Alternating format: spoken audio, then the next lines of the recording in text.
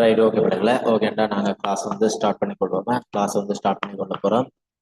நாங்கள் லிமிட்ஸ் பாடம் வந்த பிள்ளைகள் நாங்கள் பார்த்து முடிச்சிட்டோமே லிமிட்ஸ் வந்து நாங்கள் பார்த்து முடிச்சிட்டோமே நான் ப்ரீவியஸ் கிளாஸில் வந்து பாஸ்ட் பேப்பர் கேள்வி எல்லாம் செய்து லிமிட்ஸ் பாடத்தை வந்த பிள்ளைகள் நாங்கள் பார்த்து முடிச்சாச்சு. ஆகவே நாங்கள் இன்றைக்கு பார்க்க போகிறது டிஃபரன்ஷியேஷன் என்ற பாடத்தை வந்த பிள்ளைகள் நாங்கள் பார்க்க போகிறோங்க. டிஃபரன்ஷியேஷன் என்ற பாடத்தை பார்க்க போகிறோம். வகையீடு வகையீடு சரியா தமிழ்ல சொல்ல போனால் வகையீடுன்னு சொல்லி சொல்லுவோம். இங்கிலீஷ்ல சொல்றோம்னால் டிஃபரன்ஷியேஷன் சொல்லி சொல்லுவோம். டிஃபரன்ஷியேஷன் சொல்லி சொல்லுவோம். ரைட் ஓகே தானே? ஓகே. இந்த வகையீட்டை பற்றி சொல்லிய பிள்ளைகள் உங்களுக்கு ஆல்ரெடி ஃபர்ஸ்ட் கிளாஸ்லயே அதாவது லிமிட்டுக்குரிய ஃபர்ஸ்ட் கிளாஸ்லயே நான் சொல்லியிருப்பேன் என்றால் ஒரு நுண்கணிதத்துல இருக்கிற ஒரு பாட்தான் பிள்ளைகள் வகையீடாக இருக்க போகுது. உங்களோட ஃபைனல் எக்ஸாம் பேப்பர் பிள்ளைகள் பியூர் பேப்பரை நீங்க கருதினீங்கண்டா தூய கணிதத்தை கருதினீங்கண்டா பிள்ளைகள் எங்களோட வகையீட்டுல வந்த பிள்ளைகள் ஒரு தனி கேள்வி ஒன்று வரும் பிள்ளைகளை. செகண்ட் பார்ட்ல வந்து தனி கேள்வி வரும். அதாவது வகையீட்டு பிரயோகம் அந்த ரெண்டையும் சேர்த்து பிள்ளைகள் ஒரு தனி கேள்வி வந்து உங்களுக்கு வரும் பிள்ளைகளை வரும். ஆகவே நீங்க இந்த பாடத்தை வந்து ஓவிட் பண்ணாம வடிவா படிச்சுட்டு போங்க. மிகவும் இலவான பாடம். சரி, மிகவும் இலவான பாடம். வடிவா படிச்சுட்டு போனீங்கன்னா 150 பிள்ளைகள் வடிவா எடுத்துட்டு போகலாம். சரிதானே? ஆல்ரெடி பிள்ளைகள் நீங்க ட்ரிக்னோமெட்ரி என்ற பாடம் வந்து பிள்ளைகள் படிச்சு முடிச்சிட்டீங்க. அதே நேரம் இருபடி சமன்பாடுகள் மற்ற மீதி தேட்டு கேள்விகள் பிள்ளைகள் படிச்சிருப்பீங்கன்னு நம்புறேன். இதுல வந்து படிச்சிருப்பீங்கன்னு நம்புறேன். அதை விட இப்ப அடுத்த இதுக்கு போக போறோம். என்ன டிஃபரன்ஷியேஷன் என்ற பாடத்துக்கு நாங்க போக போறோம். சரியா? ஓகே ரைட் ஓகேண்டா. இந்த பாடத்துக்கு வந்து நாங்க போக போறோம் பிள்ளைகள். ஹெடிங்க போட்டுக்கொள்ளுங்க. ரைட் வெளியே கொள்ளுங்க. ஒரு எஃப்எக்ஸ் என்றது வந்து பிள்ளைகள் ஒரு சார்பாக இருக்க போதாம எஃப்எக்ஸ் என்பது ஒரு சார்பாக இருக்க போகுது. எஃப்எக்ஸ் என்பது எக்ஸினால் ஆன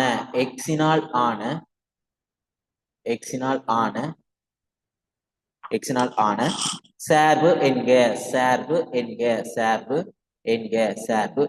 ரைட் ஓகே. அதாவது இந்த எஃப்எக்ஸ் வந்து பிள்ளைகள் நாங்க வச்சுக்கொள்ள போறோம் என்றால் எக்ஸினால் ஆன ஒரு சார்பாக இருக்கீங்க. பெருமானம் எக்ஸ் குறித்து பிள்ளைகள் நாங்கள் இந்த எஃப்எக்ஸ் வகையீட்டு குரகம் வந்து என்னத்தால சொல்லப்படும் சொல்லி சொன்னால் பெறுதி என்று சொல்லி சொல்லுவோம். பெறுதி வகையீடு என்று சொல்லி நாங்கள் சொல்ல போறோம். பெறுதி எனப்படும் சொல்லி சொல்லலாம். அதாவது எழுதி கொள்ளுங்க. பெருமானம் எக்ஸை குறித்து நீங்க நோட் பண்ணுங்க. நான் அதுக்குரிய இதை சொல்லிக் கொள்றேன். பெருமானம் எக்ஸ் குறித்து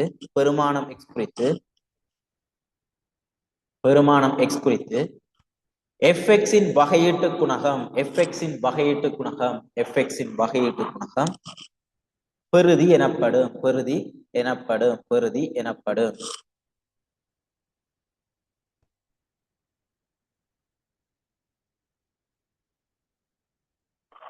ஓகேயா? பெறுதி எனப்படும். ரைட் ஓகேயா? ஓகே. இதை வந்து நாங்க சொல்லிக்கொள்வோம் என்னன்னு சொல்லலாம் பிள்ளைகள் எஃப் டேஷ் எக்ஸ் சொல்லி சொல்ல போறோம். அப்ப இந்த எஃப் டேஷ் எக்ஸை பற்றி தான் பிள்ளைகள் நாங்க என்ன செய்ய போறோம்னா இந்த பாடத்துல படிக்க போறோம். இதைத்தான் நாங்க சொல்லுவோம் என்னண்டு பெறுதின்னு சொல்லி சொல்ல போறோம். ரைட் ஓகேயா? ஓகே. எங்களுக்கு பேசிக் கன்செப்டின் படி வந்து இந்த எஃப் டேஷ் எக்ஸ் வந்து எங்களுக்கு என்ன தாழ தரப்பட்டால் இந்த எஃப் டேஷ் எக்ஸ் என்ன தாழ தரப்படலாம் என்றாலா limit delta x tends to limit delta x tends to 0 ஆக f into x plus delta x minus fx over delta x ஆல தரப்பட்டு கொள்ளுமா. இது விளங்குதா பிள்ளைகள்? அப்ப ஒரு பேசிக் கன்செப்ட் பிள்ளைகள் இந்த எஃப்எக்ஸ் சார்பு அதாவது எஃப்எக்ஸ் என்ற சார்பின் முதலாம் பெறுதி எஃப் டேஷ் எக்ஸ் வந்து பிள்ளைகள் நாங்க என்ன எடுத்து கொள்ளலாம் என்றால் limit delta x tends to 0 ஆக இந்த டெல்டா எக்ஸ் என்றது என்னவாக இருக்கும்டா பிள்ளைகள் ஒரு எக்ஸ் என்ற சார்பின் மிகச்சிறிய பெருமானத்தை தான் பிள்ளைகள் நாங்க சொல்லுவோம். ஒரு எக்ஸ் என்ற சார்பின் மிகச்சிறிய பெருமானம் டெல்டா எக்ஸ் என்றும் அந்த டெல்டா எக்ஸ் பூஜ்ஜியத்தை நாடி போகல f into x plus delta x minus fx over delta x என்ற வடிவத்துல நாங்கள் எடுத்து கொடுக்கலாம். ரைட் ஓகேயா? ஓகே. அப்ப இதைத்தான் பிள்ளைகள் நாங்கள் என்ன சொல்லுவோம் என்றால் ஒரு y என்ற வர ஒரு fx என்ற வடிவத்தில் எழுதலாம் என்றால் ஒரு y சமன் fx ஆயின்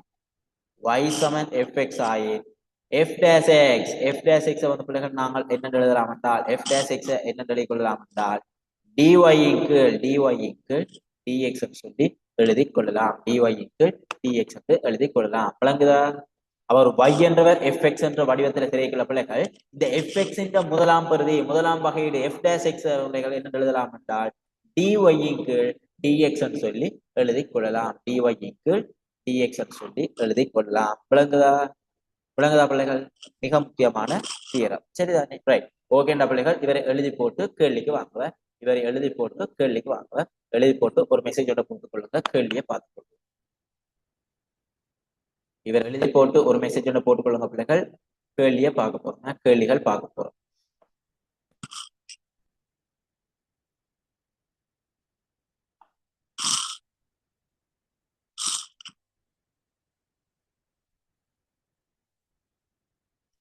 ஓகேண்டா பிள்ளைகள், எழுதிட்டு ஒரு மெசேஜ் ஒன்றை போட்டுக் கொள்ளுங்க, கேள்வியை பார்க்க போறோம். கேள்வி பார்க்க போறோம்.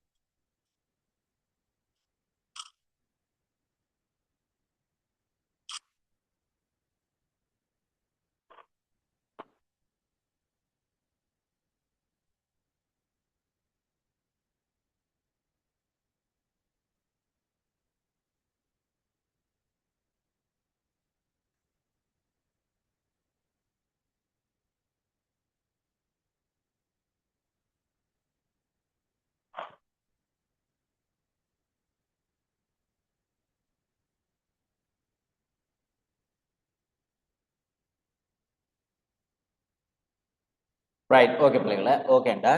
கேள்வி ஒன்று போட்டுக்கொள்ளுங்க பிள்ளைகள். பின்வருவனவற்றின் பெறுதிகளை முதல் தத்துவத்திலிருந்து காண்க. பின்வருவனவற்றின் பெறுதிகளை முதல் தத்துவத்திலிருந்து காண்க. முதல் தத்துவத்திலிருந்து காண்க. சரியா? முதல் தத்துவத்திலிருந்து பார்க்க போறோம். ரைட். ஓகேயா? முதல் தத்துவத்திலிருந்து பார்க்க போறோம். முதல் தத்துவத்திலிருந்து பார்க்க போறோம். ரைட். ஓகேண்டா. முதலாவது கேள்வியை போட்டுக்கொள்ளுங்க. Delta x. Delta x. Right. ஓகேயா? Delta X.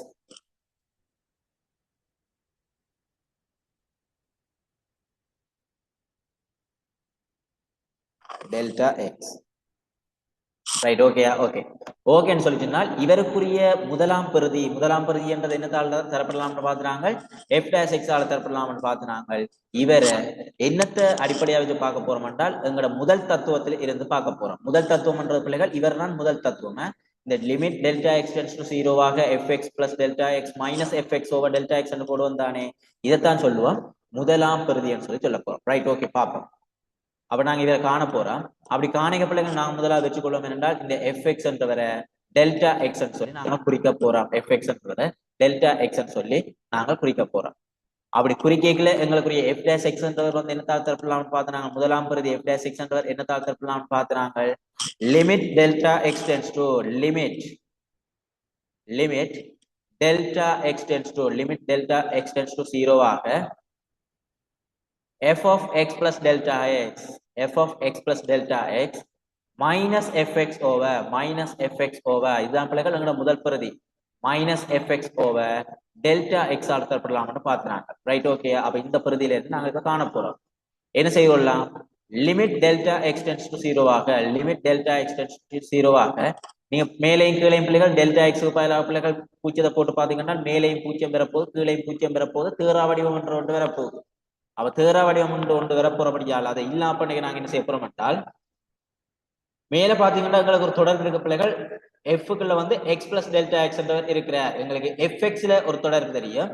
ஆனா இங்க இருக்கிறவரை பாத்தீங்கன்னா f of x plus delta x இருக்கிற. அப்ப எக்ஸ் மாதிரி எங்களுக்கு என்ன இருக்க போகுது? எக்ஸ் பிளஸ் டெல்டா எக்ஸ் இருக்கிற. ஆகவே நாங்க என்ன செய்ய போறோம்? இந்த எக்ஸ் இருக்கிற இடத்துல போயிட்டு பிள்ளைகள் எக்ஸ் பிளஸ் டெல்டா எக்ஸ போட்டோம் என்றால் வர்க்க மூலத்துக்குள்ள எங்களுக்கு என்ன வரப்போகுது?